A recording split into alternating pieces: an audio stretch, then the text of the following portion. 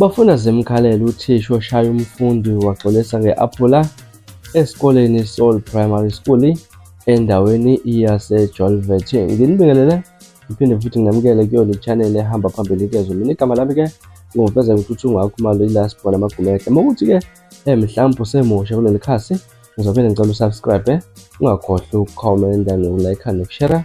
Bese ungilandela Facebook naku-TikTok @Radio Inkezo ZA.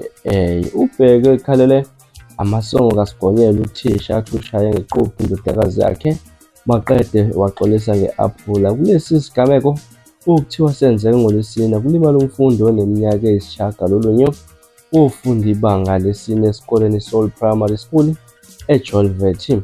Unina kaMgili uNkosazana Sindi Dlamini uthe ubuye esikoleni waqoka isigqoko ezama ukufihla ukuvuvukala. Uthe ubona isihlobo ukuthi ulimele, wathi uma ebuzwa waqala wakhala engafuni ukusho ukuthi kwenzakaleni. Ngesikade sethetha kube yima esho ukuthi ushaya ngequphi uthisha amgagule ngegama amfundisa isifundi English creative athi usho uNkosazana Dlamini. Uthe umtshela ukuthi umsolo umshayela ukuthi-ke ubengayidwebelile idate waphinde waxikiza okuthile ekhasini le-exercise lesikole.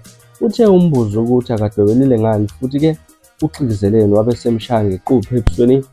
Uthe-ke uMgili uvele wavuvukala ngaso leso sikhathi esiphongeni wavaleka nehlo waveza nokuthi-ke uqaphele lokhu umsolo umbizile uMgila wamhlikisa wasemkhiphela emnyango ethi akayohlala etoilet abuye esepholile.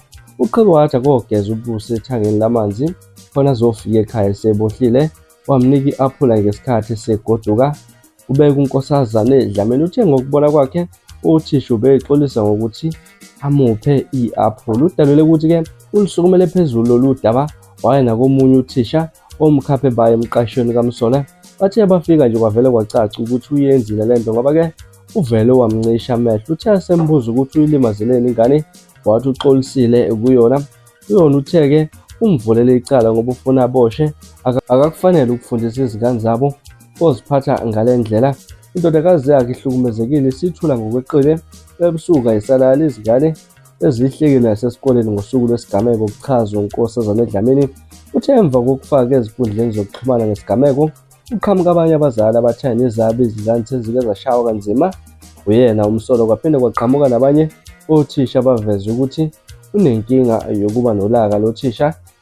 Okhulumela amaphoyisa kaZulu-Natal uConstable Thenjiswa Ngcobo uthe amaphoyisa ase-Highflat aphenye icala lokushaya kulandela isigameko sokushaya kwentombazanyana eneminyaka engu-9 umsolo owaziwayo ngoLwesine endaweni yaseJolivet. Umnyango wezemfundo esifundazweni ubukhiphile isitatimende kwabezindaba ngesonto. Udaba luyaphenya futhi umsolo uzothathela izinyathelo ezinqala uma ethola enecala mayelana nalesi sigameko.